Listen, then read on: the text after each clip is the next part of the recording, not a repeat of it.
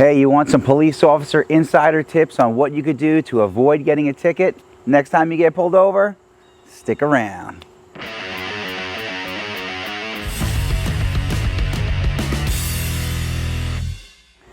What's up, Warriors? This is Kiyoshi Dave Herman with 5 Elements Tactical Training, here to share with you some warrior skills and drills that anyone can learn and everyone should know.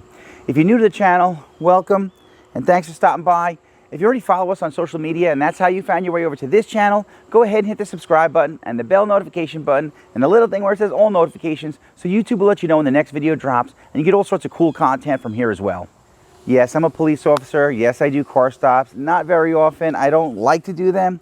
I'm not a ticket writer, although some police officers love that stuff. I'm just not that guy. But I will tell you, from like a police officer's perspective, and I've been pulled over plenty of times long before I was a police officer and even as a police officer, and I kind of know what the feeling is on both sides of that for the most part.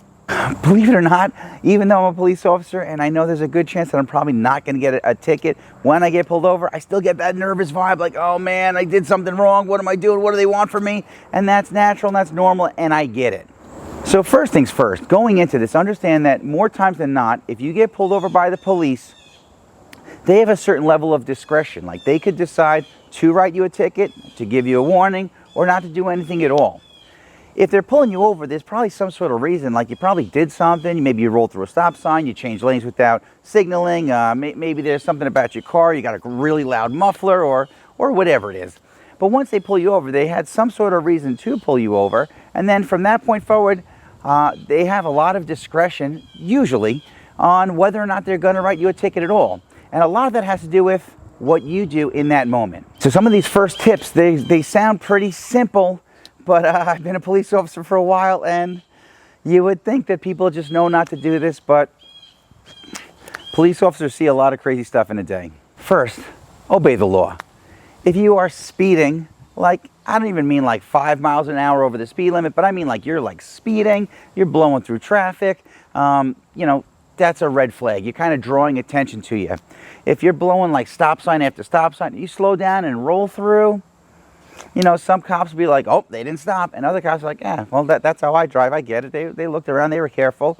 But if you roll through stop sign, stop sign, stop sign, stop sign, well, that's a red flag, and you're kind of drawing attention to you. If you got the windows rolled down and you're blasting some music and you got smoke pouring out the window, those are all things that kind of draw attention to you, that like make I have a German Shepherd, and when he hears something, his ears perk up and he looks. That's what you're kind of doing when you drive and do certain things. You're kind of drawing attention to yourself. So first thing I would say is, one, the closer you are to obeying the law, the less attention you'll draw to yourself. One. The second thing is, if they have to pull you over for something, or you happen to roll past, like they're checking for seatbelts, they're checking registration, they're checking whatever, and your car reeks of alcohol, or maybe it reeks of, something else that kind of, again, gets them to like put their antennas up and hone in on you and give them a reason to kind of pull you over and want to like investigate a little further. Again, those are some things that if you avoid those behaviors, if you avoid those actions, if you avoid those things, you'll probably be able to avoid police interaction altogether.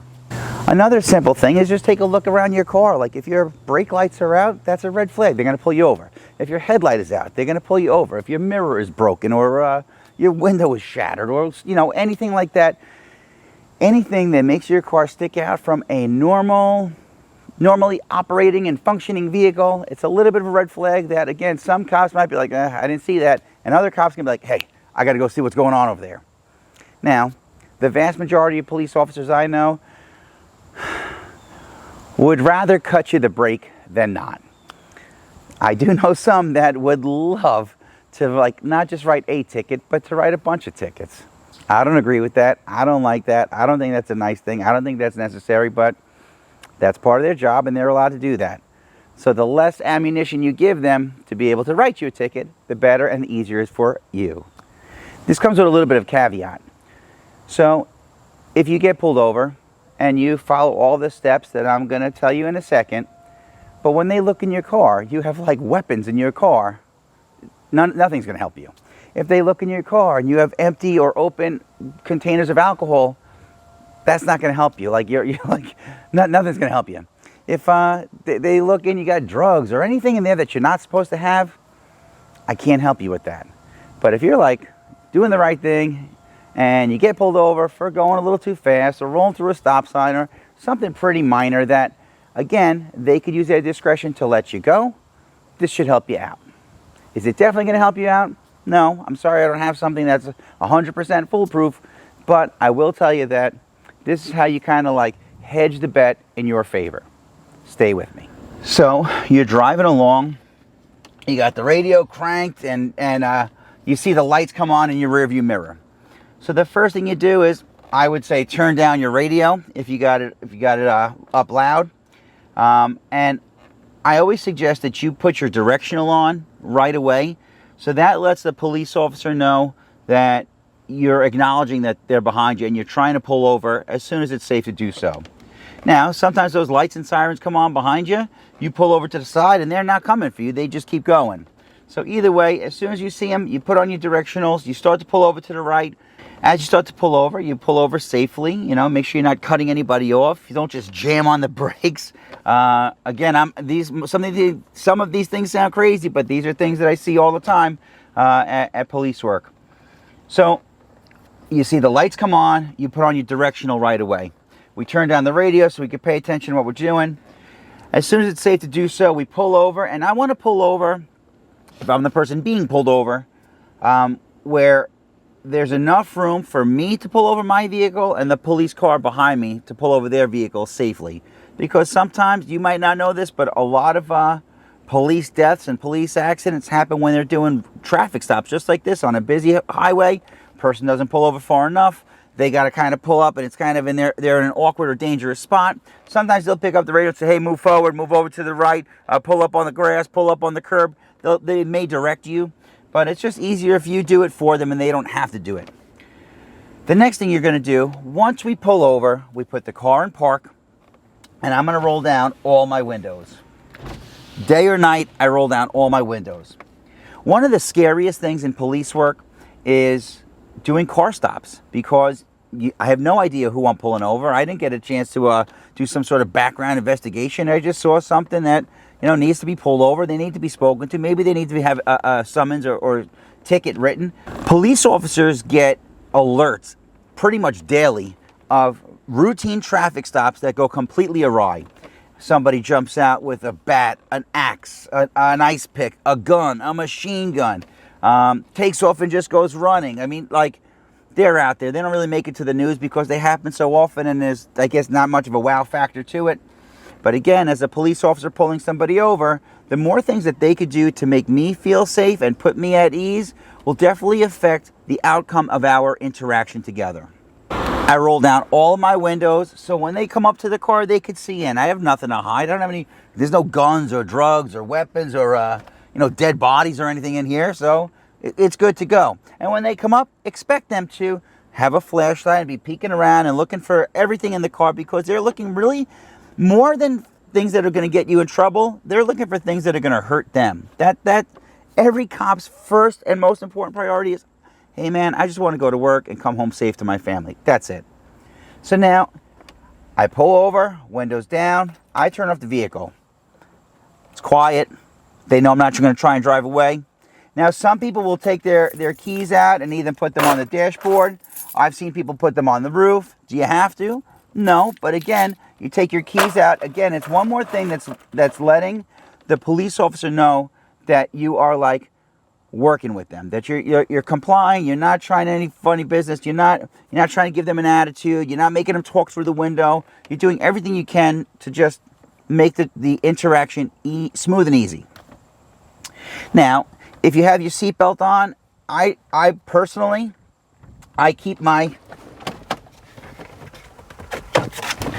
registration and insurance card in a thing. So when I pull somebody over and I see them like rummaging through stuff and under their seat and doing all sorts of other stuff, red flag. I'm like, are they hiding something? Are they reaching for something? Are they looking for something that they're going to use to hurt me?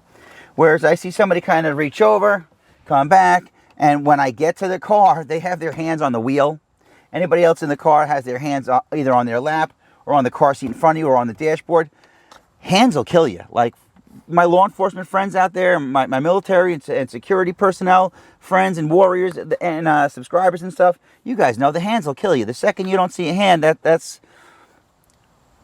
just a no-no. So if you are watching this to try and figure out how you can help kind of keep them at ease and help them want to help you back, like be respectful back to you, make sure that they could always see your hand. So if I reach across and I go into my glove box to get my insurance and registration, which looks kind of messy, but I'll have it out and ready to go, and it's in my hand on the wheel. So when they show up, everybody that's in the car, they can see everybody's hands. The windows are all open.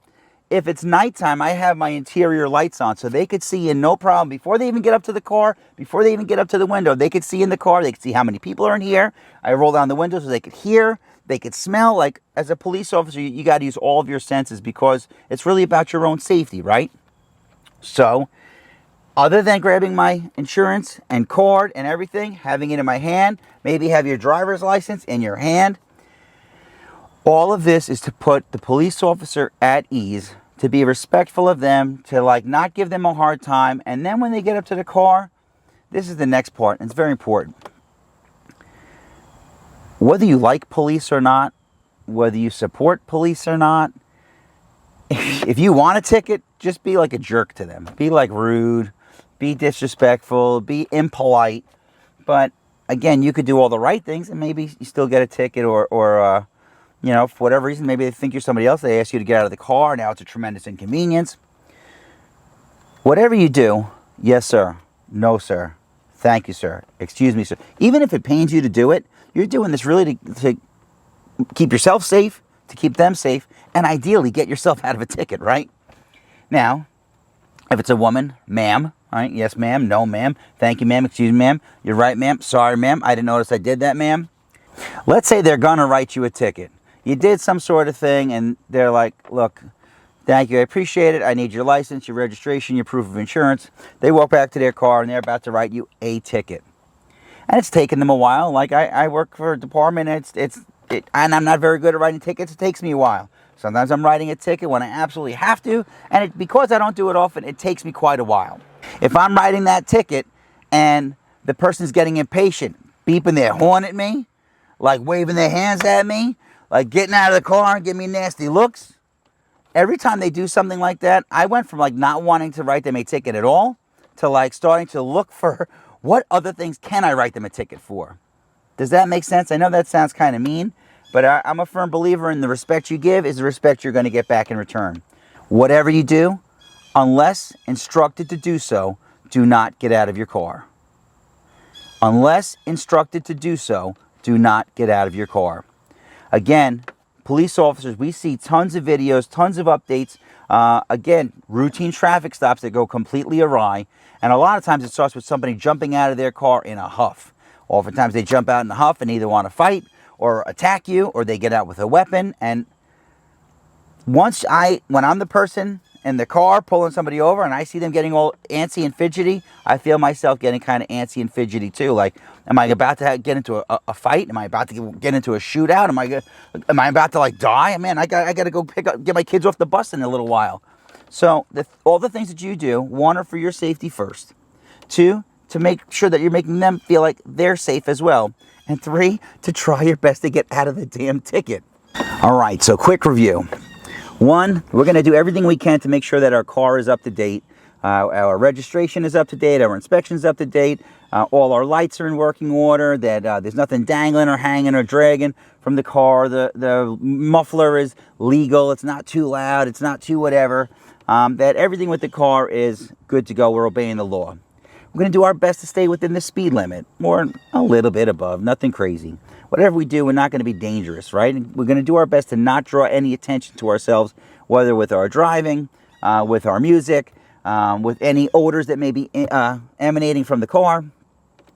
If we do get pulled over, the first thing we do, when we acknowledge, we see the lights are coming, put on the directional, start to move over. If it looks like they're following you, at least they know that you have your directional on and you're already complying. You're already kind of working with them.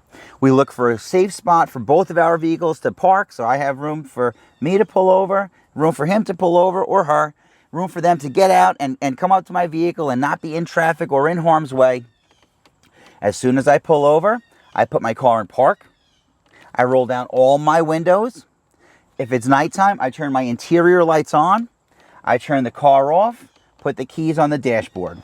All of these things are to make the officer who is approaching my vehicle feel as safe as possible by showing them that I have nothing to hide. Again, I don't have any weapons. I don't have any drugs. I don't have any illegal contraband or whatever. I don't have any dead bodies. I don't have any, and I didn't abduct anybody. You get the idea. I open the windows, I turn the lights on, so as they're approaching the vehicle, they could see inside, they could smell inside, they could hear inside, and it makes them feel more at ease. When they come up to my vehicle, I'm going to be very polite and respectful. I'll be ready with my stuff in my hand. Everybody in the vehicle will have their hands where the police can see them. Again, it's yes sir, no sir, yes ma'am, no ma'am. Whatever they ask me to do, I'm going to do it. If they take my license and registration, they go back to their vehicle, maybe to run it, to make sure there's no warrants for me, or to make sure that my car is, in fact, insured and registered and all that stuff is up to date. Oftentimes they do that. They come back, hand me my stuff back, and just say, be safe. Now, if they're back there for a while because they're running my stuff and maybe they're writing me a ticket, I'm not going to freak out. I'm not going to start beeping my horn. I'm not going to get out of my car. I'm not going to start yelling or screaming. I'm not going to start filming every single thing that they do. Hey, if you feel that unsafe around the police, I don't know. I mean, if you live in a place where you've had a lot of bad interactions with the police, I guess it's your right to film them. But, you know, when you start doing this stuff and not opening the window, not like trying to talk through the window, again, I'm not telling you how to view the police. I'm not telling you like what you should or should not think of the police. If you feel like for your own safety you want to record your encounter, that's up to you. But again, if you're trying to like have your interaction with the police go smoothly, follow all these steps. Maybe if you're going to record it, maybe just leave it on the console or something, you know. But to do one of these things and let me get your badge number, and hey, if the cop is doing things that are making you feel that way, then go for it. But I know that the vast majority of police officers I know and that I work with, they'll pull you over. They're going to come up to the car. They're going to talk to you. If they could let you leave and they don't have to write the ticket, they're gonna. There's some jerks out there. Some guys that are real like Buffy, serious, into their job type of cops. And, you know, they're going to look to write you tickets no matter what. There's you know, bad apples in every bunch. So I don't want to, you know, whatever.